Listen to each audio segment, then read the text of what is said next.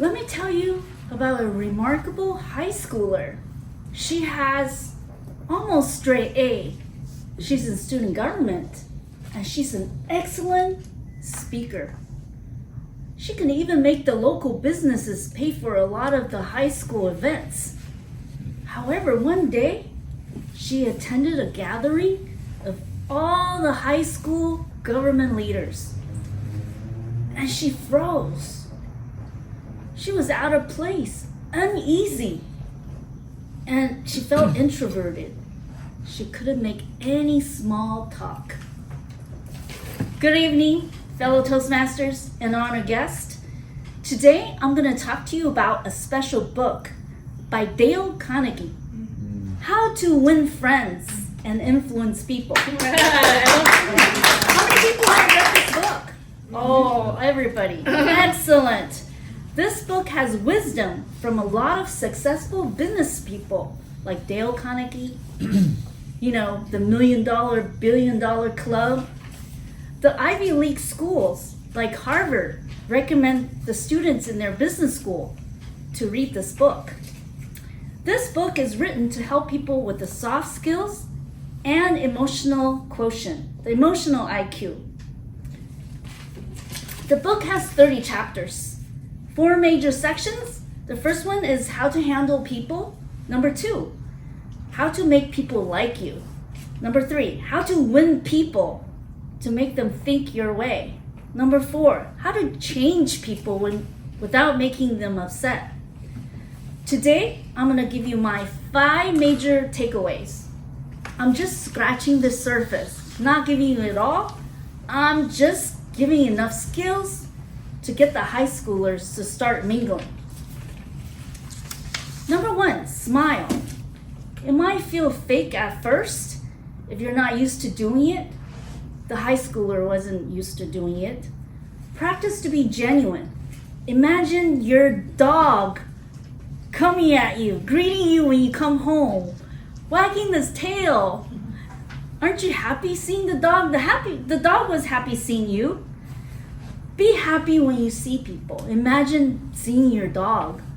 If you don't have a dog, like Rick, imagine seeing somebody you love and greeting this person. Let me give you an example. This is me talking to you at a party. This is me talking to you at a party. Do I seem more approachable? Do I seem more friendly? Do you want me to be my friend? Example, I know a nurse. She told me that she hardly smiled at work, but she was very hardworking. She would go to the patient and answer the call while the other nurses are chit-chatting. But she noticed that other nurses are more likable than her by the patients, by the coworker, and the supervisors. So she decided to mimic the other people. So she started smiling. She practiced smiling. So soon enough, the patients, the coworkers, and the supervisors started liking her, giving her less heavy patients, less than 400 pounds. Another example, for me, I was working and I haven't been promoted for 8 years. And there was this grumpy guy at our office, and nobody liked him, nobody talked to him. So I wanted to learn from him, so I keep talking to him, keep smiling. And one day I got a call for a promotional interview. And I said, "Oh, how do you know me?" He says, "Oh, that grumpy guy turned down the offer." So we asked him, who else can you recommend that has this kind of expertise? He goes, "Oh, Helen." And I got the biggest promotion in 8 years. I went like, Smiling is simple, yet it's powerful. It's free, it costs you nothing, but it creates much. Got that promotion, Number 2, say people's name. Remember people's name and say it often. Dale Carnegie said, "It is the sweetest sound in any language." So one tip for you, when you're having a conversation at a party, Say people's name 3 times in the first 3 minutes to help you remember their name. For example, Helen, that was a great idea. I'm going to do that too. Helen, that's an amazing story. Helen, I totally agree. Be interested in what others have to say. Dale Carnegie said this: you make more friends in 2 months by being interested in other people than 2 years in having people be interested in you. I never knew that.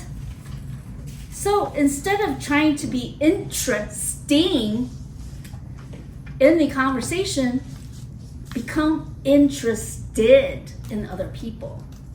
So, what did I learn? I learned to ask people questions about what they're passionate about. Also, make other people feel important. Dale Carnegie treated everybody the same. The person at the restaurant, the janitor, their boss, the coworker, your spouse, your children, your friends and family members. Dale Carnegie has a sign: you are special. Well, the golden rule, treat people like how you like to be treated. It's in the Bible as well. Number 4, find the hidden passion of everyone you're talking about. So everybody has a passion about something. Rick has a dog.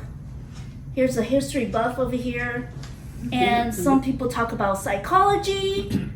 And we have self-improvement people here.